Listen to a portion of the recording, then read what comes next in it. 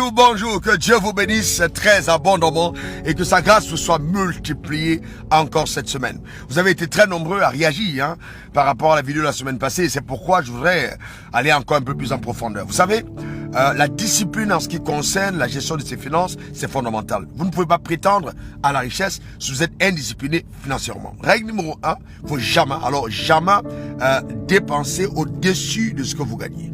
Il faut absolument, je dis bien absolument, se discipliner à ne jamais avoir des dépenses qui soient au-dessus de ce qu'on gagne. D'ailleurs, c'est même plus sage de savoir s'imposer justement un rythme de vie qui est très en deçà de son salaire personnel. Pourquoi?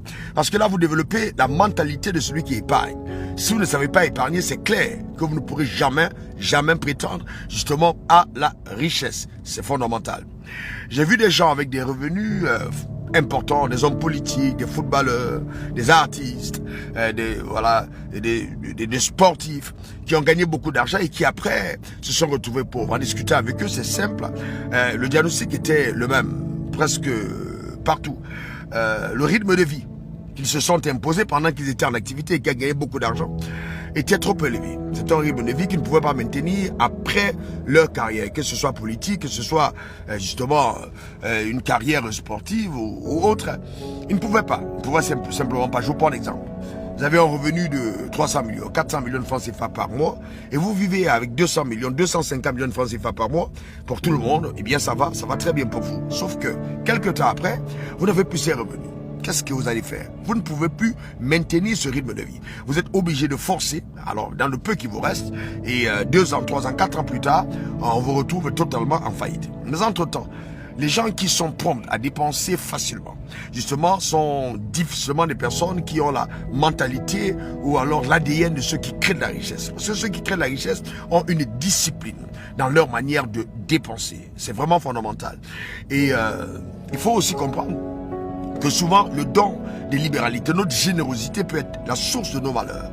Parce que si vous ne savez pas faire l'équilibre entre votre générosité et l'épargne, eh bien oui, c'est clair que vous deviendrez pauvre parce que vous avez été gentil. Vous avez été trop gentil. La gentillesse se planifie. Vous n'allez pas simplement donner à toutes les personnes qui se placent devant vous et pour vous poser un problème. Non, pas du tout. C'est important de savoir discerner. Parce que certaines d'entre elles, elles viennent à vous, c'est vraiment pour vous ruiner.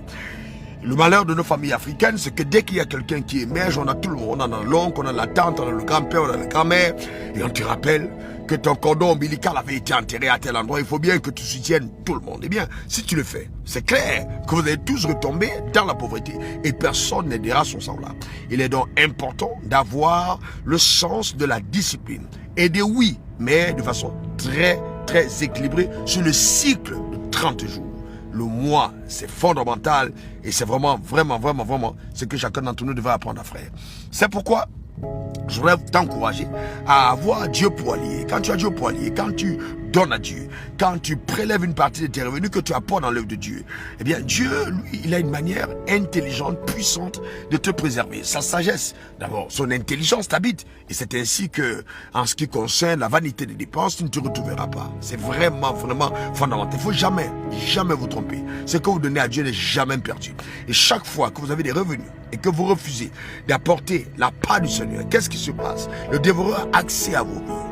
Tout de suite, d'une manière ou d'une autre. Ça peut être un accident, ça peut être des choses qui arrivent subitement. Vous vous retrouvez en train de dépenser beaucoup d'argent où Dieu pouvait vous préserver. Il est donc important d'avoir Dieu pour allier et d'intégrer la notion de la discipline financière. Je vous parlerai plus tard de l'imprudence de confondre son chiffre d'affaires avec ses bénéfices. Que Dieu te bénisse abondamment. On se dit à la semaine prochaine. Pour te servir, c'était encore moi, Ralouafou. On est ensemble. Demeure béni et comme n'oublie pas. Chaque chose que Dieu fait grand, il a l'intelligence de le commencer petit. Donc, ne te dis pas, je n'ai pas assez de moyens pour pouvoir parvenir au sommet. Tu peux y arriver si tu le veux. Commence maintenant.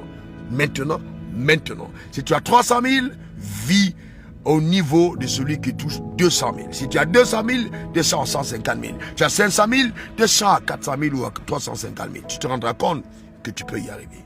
Et avec ce que tu auras épargné, tu pourras projeter un investissement qui te donnera de sortir de ce palier pour un autre.